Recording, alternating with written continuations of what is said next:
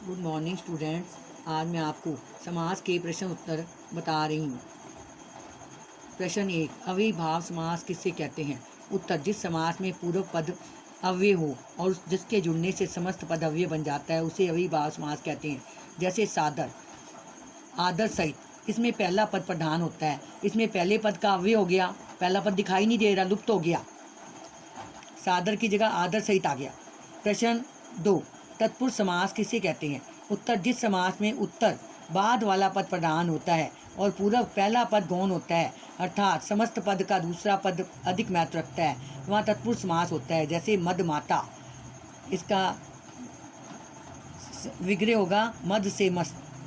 प्रश्न 3, द्वंद्व समास किसे कहते हैं? उत्तर, जिस समास में दोनों पदों की प्रधानता एक समान होती है, दोनों पदों का महत्व समान होता है, उसे द्वंद्व समास कहते हैं। जैसे आजकल, आज और कल, और इसके बीच में योजक का चिन्ह होता है।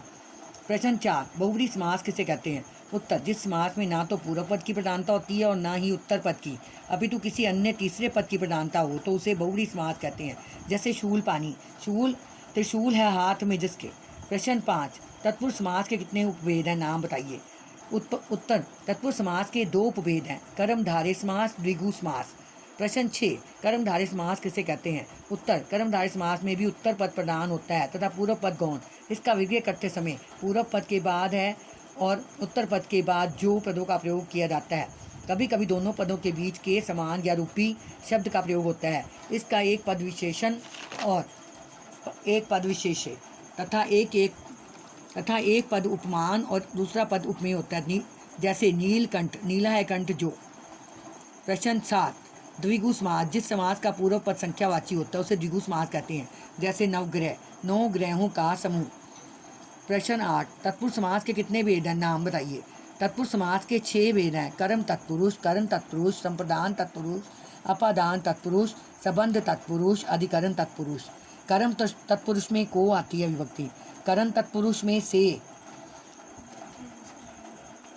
साधन के लिए, संप्रदान में के लिए भी आता है और को भी आता है, अपादान तत्पुरुष में से आता है अलग होने वाले में, संबंध तत्पुरुष इसमें संबंध होता है का के, अधिकरण में और पर होता है इसके अलग करने पर। प्रश्न 9, निम्नलिखित समासों में अंतर स्पष्ट कीजिए। बहुब्रीहि समास और कर्मधारय समास। बहुब्रीहि समास और कर्मधारय समास में सबसे पहला मुख्य अंतर यही है कि बहुब्रीहि समास में ना तो पूर्व पद प्रधान होता है और ना ही उत्तर पद, बल्कि कोई अन्य तीसरा पद ही प्रधान होता है। उदाहरण, पीताम्बर, पीले हैं अंबर जिसके, विष्णु। जबकि कर्मधारय समास में उत्तर पद की प्रधानता होती है। उदाहरण, पीताम्बर, पीठ है जो अंबर। दूसरा अंतर इस विग्रह के दृष्टिकोण से देखा जा सकता है। कर्मधारय समास में विशेषण, विशेष्य और उपमान उपमेय संबंध पाया जाता है। यद्यपि यह संबंध बहुब्रीहि समास में भी पाया जाता है, तथापि विग्रह के आधार पर दोनों के अंतर को समझा जा सकता है। उदाहरण, परमात्मा, परम है जो आत्मा, ये कर्मधारय है। परम है जो आत्मा कर्मधारय समास है। परमात्मा, परम है आत्मा जिसकी, ये बहुब्रीहि समास है। कर्मधारय समास का विग्रह करते समय हे, जो के समान आदि पदों का प्रयोग किया जाता है, जबकि बहुब्रीहि समास का विग्रह करते समय जिसका, जिसकी अथवा वाला, वाले, आदि पदों का प्रयोग किया जाता है। नीलकंठ, नीला है कंठ जिसका, बहुब्रीहि। नीलकंठ, नीला है जो कंठ, कर्मधारय, कर्मधारय में जो होता है और जिसका जो होता है वो बहुब्रीहि में होता है लास्ट में। द्विगु समास और बहुब्रीहि समास। द्विगु समास और बहुब्रीहि समास में अंतर।